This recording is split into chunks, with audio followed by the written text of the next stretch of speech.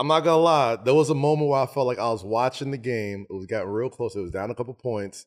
And I don't know how true this is or not, but from the naked eye, it looked like Braun, KD, and Steph stopped listening to Steve Kerr. And it was like, I'm gonna listen to KD. And this picture right here, where it's like, yo, he ain't running up to Steve Kerr talking about like, yo, let's go. Come on. He's running up to you in a crunch time moment. Come on. Was there a real shift where it was like, and not for nothing, just the way the ball, like the game just evolved itself. Right. Like talent just took over. Yeah. Also, as a fan, like because you always you also said like from the perspective of a competitor and from the perspective of a fan, did you feel that?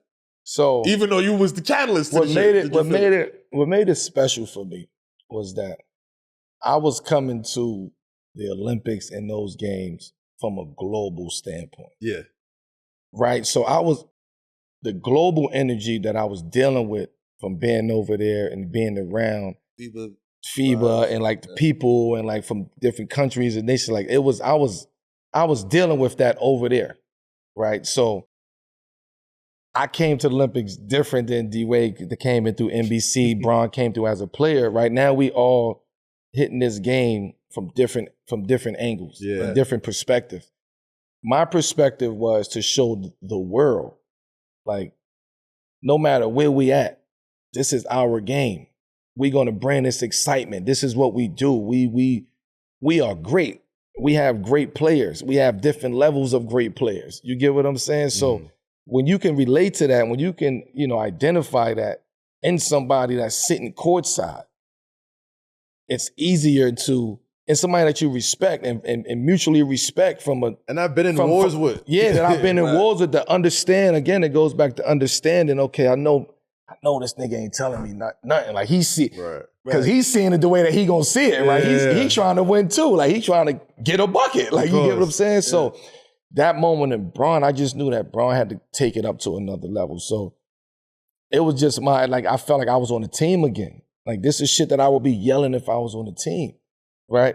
I just wasn't as vocal as a player like that. So people never got a chance to see it because of what I was dealing with mentally, and I talked about the bubble that I put around myself. I was fucking bubble, so people wasn't never going to see that. It came out certain times. Right. In this, it was no holds bars. It's like us against the world. This is really us against the world, and I have to do everything I have to do to give back to this game to help you win this game. I'm glad you mentioned whatever that. I can do from this perspective over here, I'm going to do it. Hear me out, Braun. We got to dig deep. We got to go. I need you to tap into that. End of the game, Joel, man, slip out, set the screen, come up, slip out, get Steph open. Flair, Joel, Flair, go set it for KD now. Don't set it, slip out. Now, KD, we got what we want. Like, if I'm on a court and somebody is yelling that out to me, if I had like MJ or like Michael Jordan or like one of them, Dr. J, you know what I mean? Just somebody like, yo, Melo, watch out for the double pick and watch out for the screen and you got him. Like it's like that's a different energy that you gain. So I also knew what we were trying to do. I seen it ahead of time. I look at the 5, look at the time. Okay, no, KD, go get the ball. Joel, go set the screen. Flair for Steph, then go set the screen. Slip out. They gonna switch. This is what we want. Now go to work, KD. And that was the clincher right That's the clincher. Yeah. Right?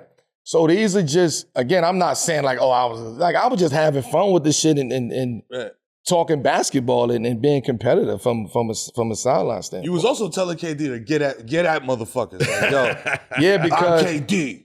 Yeah, because I knew that in order for us, and I say us as Team USA, everybody in those 2 games, in Serbia and France, in order for us to beat those guys, everybody had to dig to another level of their greatness. Like they had to go be great in what they do, right? So LeBron he tapped into that. He was great at what he was doing, those 2 games. Yep. KD became great, turned his greatness gene on those two games. Joel Embiid, we saw how good he really is. Anthony Davis. Like, Anthony Davis he always shows me that he can arguably be the best all-around player in the NBA. When you watch him on shit like this. Mm-hmm.